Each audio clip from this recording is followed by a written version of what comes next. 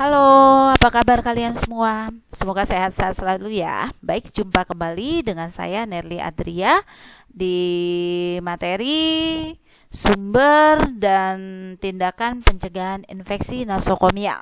Nah, di video sebelumnya kita sudah membahas tentang infeksi nosokomial. Ya, saya yakin kalian masih ingat. Jadi, saya mengingatkan kembali bahwa infeksi nosokomial adalah infeksi yang didapatkan seorang klien ya selama dirawat di rumah sakit dengan batasan waktu 3 dikali 24 jam.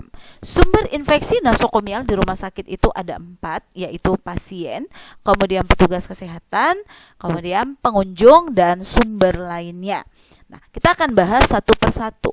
Pasien merupakan sumber utama yang dapat menyebabkan infeksi menyebar kepada pasien lainnya, kepada petugas kesehatan maupun kepada pengunjung yang datang untuk menjenguk pasien tersebut.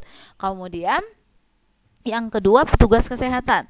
Petugas kesehatan ya yang bekerja dapat menyebarkan infeksi secara langsung dan dapat menularkan berbagai kuman ke tempat lain. Jadi sebagai petugas kesehatan harus selalu diingat ya, 5 moment hand hygiene apa aja. Pertama, sebelum kontak dengan pasien, sebelum melakukan tindakan aseptik, setelah kontak dengan pasien, setelah terkena cairan tubuh pasien, kemudian yang kelima, setelah kontak dengan lingkungan pasien. Nah, kemudian yang selanjutnya adalah pengunjung.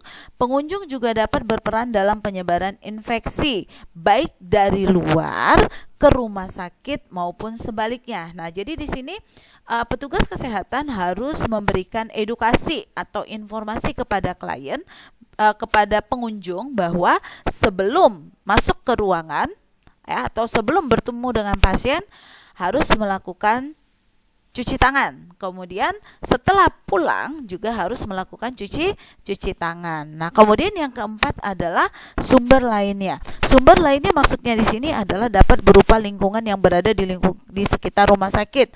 Nah, hal ini berhubungan dengan kebersihan lingkungan atau dapat juga berhubungan dengan alat yang dipergunakan dalam proses perawatan. Nah, jadi perlu diperhatikan bahwa alat atau barang yang dibawa oleh pengunjung juga dapat menjadi sumber terjadinya infeksi. Nah, jadi kita jelaskan ya, baiknya jika pasien dirawat, dia menggunakan peralatan yang ada di rumah sakit ya. Nah, saya ulang kembali di sini rantai infeksi. Rantai infeksi adalah dimulai dengan agent infeksius, itu berasal dari bakteri, jamur, parasit. Kemudian dia menjadi reservoir, itu ada manusia dan lingkungan. Kemudian dia menuju ke portal keluar. Di portal keluar ini nanti baru mengeluarkan atau cara menularkan bakteri atau jamur, virus tadi ya. Bisa secara langsung atau tidak langsung, bisa melalui droplet, bisa melalui udara, bisa melalui benda mati dan vektor.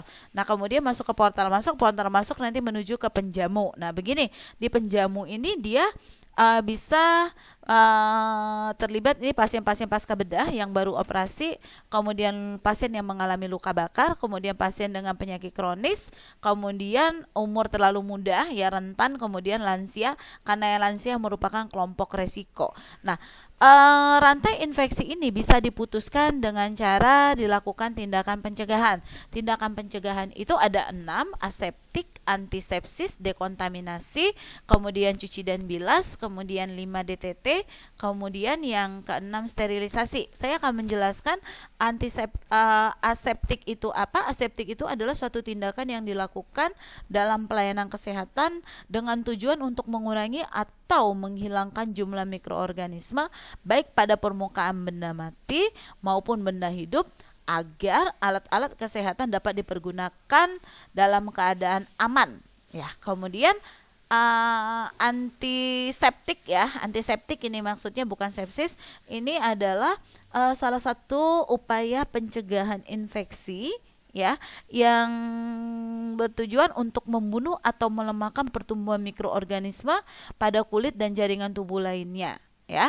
Kemudian yang selanjutnya adalah dekontaminasi. Dekontaminasi itu merupakan salah satu upaya mengurangi atau menghilangkan kontaminasi oleh mikroorganisme pada siapa?